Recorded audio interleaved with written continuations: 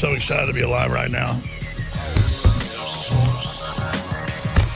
I am so excited to be involved right now and informed. I am honored to be here with you on this Friday worldwide broadcast. I am honored to be about to hand the baton to David Knight for the next 55 minutes once he takes over.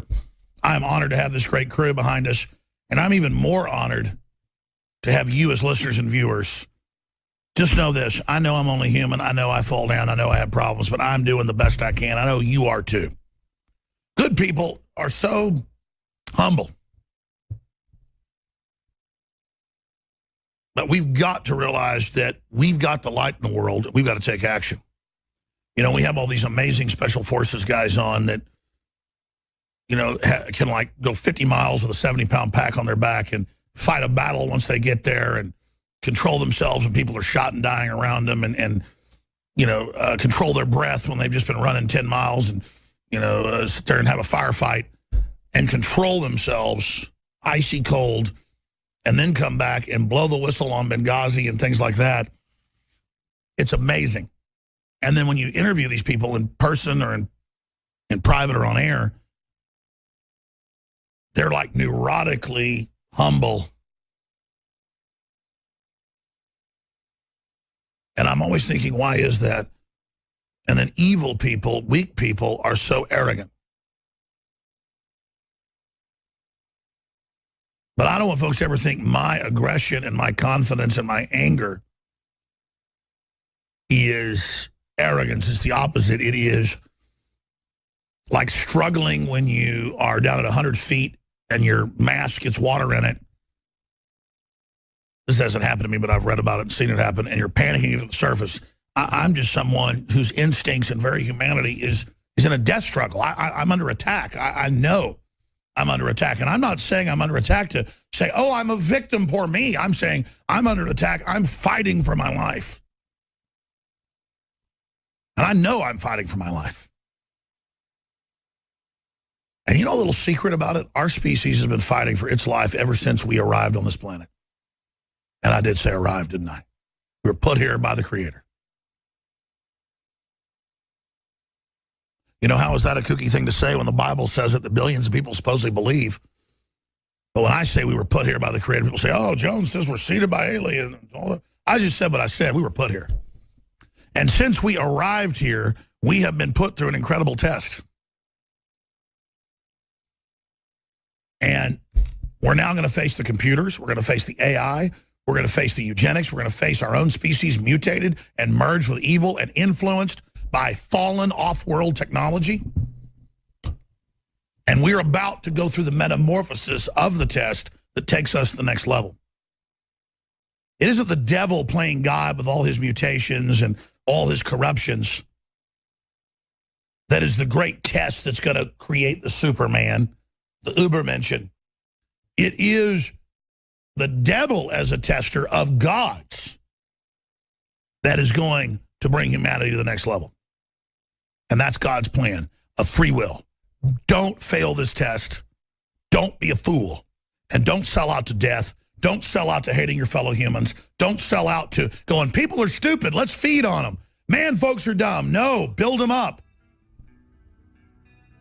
And that's all Christ asks. And then you're going to get that slot to the next level. And that isn't out of some book. That's in my gut. I know it. I can tell. My soul's old. So's yours. I can feel it. I can see it. I know. Not of this world, my friends. Think about that, and the enemy knows that. We'll be back. Stay with us. David Knight coming in. Infowars.com. Welcome back to the Alex Jones Show. I'm David Knight on this Friday, May 20th, 2016, our fourth hour of Overdrive. We've got an interesting hour coming up. We're going to be talking to someone who was born in China as the Cultural Revolution of Mao began shortly after her birth. She lived under that. We're going to talk to her about that. But now she is in America. She's an American citizen. She escaped that slavery. She said, I was a slave before. I will never be one again. Her name is Lily Tang Williams. She's running for U.S. Senate in Colorado. So we're going to talk to her about her life story. We're going to talk to her about what she wants to do to stop America from becoming what the globalists created in China and in Russia.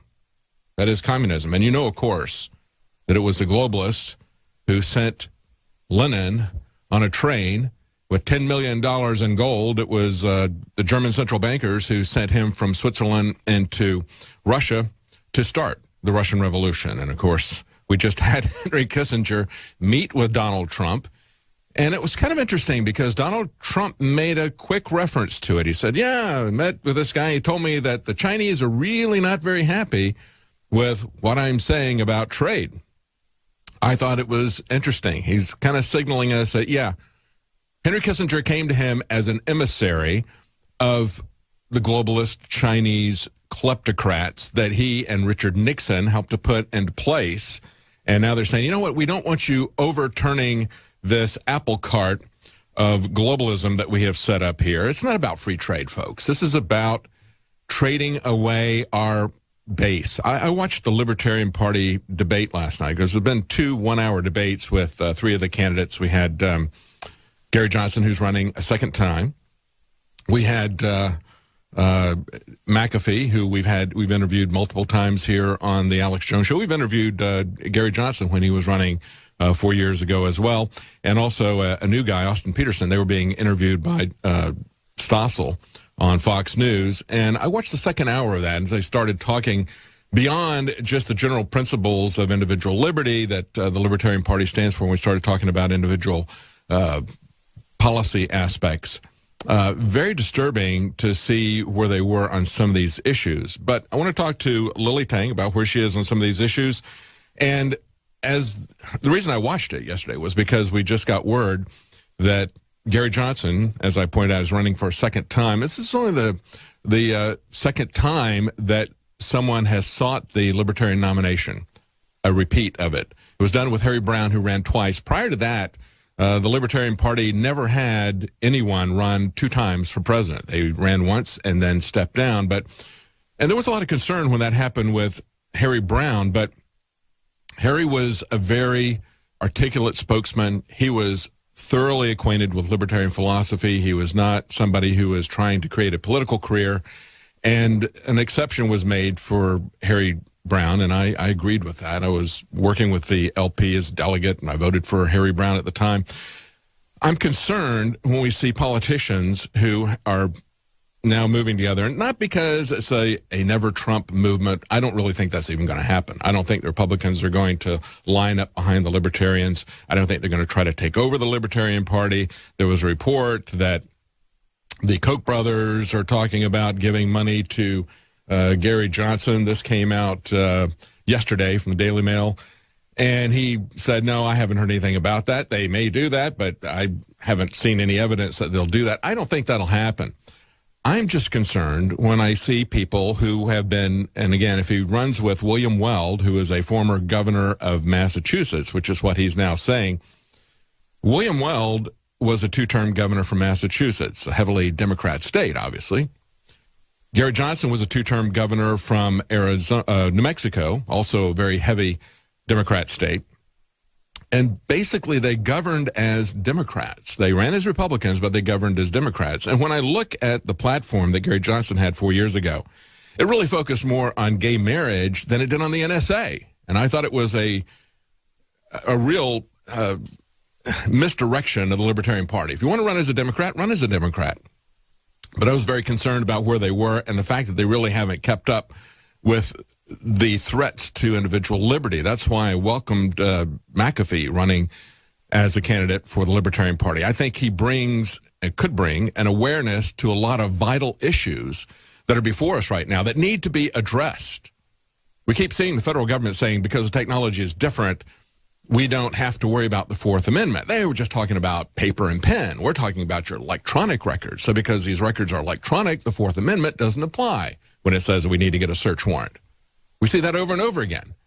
And so that issue needs to be addressed. I don't believe the Libertarians are stepping up to the plate to do that, I'm ashamed to say. And I was very concerned about what they had to say about open borders and about trade. I thought it was incredibly naive and abstract and out of touch with not only the history of what has happened, but what is going on at the very moment. It's like we were having this conversation 10 or 20 years ago, talking about, well, what might happen if we brought people in? We had as part of the debate, Stossel brought up to them, well, if you're going to have open borders, how do you do that with a welfare state? Milton Friedman said, you can't have open borders in a welfare state. It'll bankrupt the country. Now, I took the Nolan chart, which is a way that they get people to understand that it isn't simply a two-dimensional left-right paradigm. If we map out the political spectrum, it really turns into a kind of at least a two-dimensional map. I thought that was something that one of the founders of the Libertarian Party, David Nolan, did that really helped people to understand the political spectrum and policies. And maybe we'll talk about that with Lily Tang. But the bottom line is they'll ask you 10 questions on personal liberty. They'll ask you 10 questions on economic freedom. And based on how you answer those questions, they map you out on what is a diamond. They rotate that axis by 45 degrees. And so it makes a diamond with a left and a right on it. And the one question that I didn't answer from a libertarian perspective 25 years ago was the open border issue. And I said the same thing. I didn't know that Milton Friedman had said that you can't have open borders if you have a welfare state at the same time that'll bankrupt the country. But that's what I said. I mean, it's intuitively obvious. I didn't know anything about Cloward and Piven at that point either. But when that was brought up, one of the candidates there, Austin Peterson, said, well, what Milton Friedman was really saying was, and I've got the quote here, he said, actually, it's better if you have illegal immigration. Illegal immigration is superior because they don't qualify for benefits. And this is what Milton Friedman said. He said, well, you got Mexican immigration coming over the border. It's a good thing. It's a good thing for the illegal immigrants. It's a good thing for the United States. It's a good thing for the citizens of the country. But it's only as good as long as it's illegal, because the illegals don't get benefits. It's like, okay, if we want to talk about this in your ivory tower, we could talk about that. We could say that maybe 20, 30 years ago when Milton Friedman said that, we could theorize that was the way it was going to work.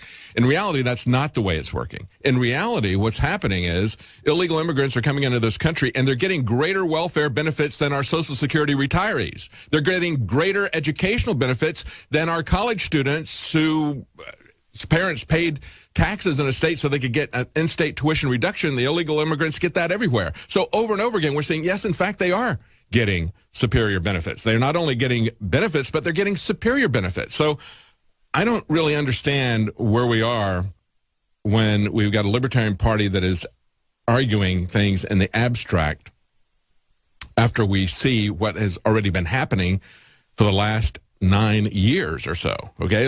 And even longer than that. We've seen what's been happening with the open borders, and we've seen the consequences of this for a very long time, going back to the first amnesty from Ronald Reagan. Ronald Reagan gave immigration amnesty. It didn't work then. It won't work now. It's not working. And so we have to look and address the problems as they are instead of as we would like to see them. Nevertheless, I want to talk to Lily. She's got some great ideas. She has fought Common Core. I agree with her on many, many issues. She is a hardcore gun advocate. No, by the way, Donald Trump was endorsed by the NRA. Why wouldn't they endorse him at this point? Are they going to endorse Hillary Clinton or Bernie Sanders? I mean, Bernie Sanders has gotten like a D or D minus whenever they have analyzed his voting record. Hillary Clinton gets an F minus only because you can't go any lower than that on the Second Amendment on our right to protect ourselves. And of course, Lily Tang, who lived in China, understands the importance of being able to protect yourself from the government, not just private thugs who are operating in our real world that we live in, but from the government. That's what the design of the Second Amendment was about with the founders. They were very concerned about the consolidation of power. And of course, that's why we're concerned about globalism versus nationalism. If we don't preserve our country, if we don't preserve the sovereignty of America, we won't have a Bill of Rights, we won't have a Constitution, we won't have any framework that we can even make a case to protect individual liberty. That will all be gone. So we have to, and it's not a kind of fascist nationalism to say we need to retain the United States of America. That's the way the globalists are trying to portray this. We need to not let them shame us into doing that, because you can look at what they're doing. This is an article that was on Infowars.com yesterday by Don Salazar. We got a Drudge link. Google honors a Maoist who admired Osama bin Laden. And there's a quote from her. "I think Islam for bin Laden." This is an Asian-American revolutionary, Yuri Kochiyama, who admired Karl Marx, Mao Zedong, Osama bin Laden.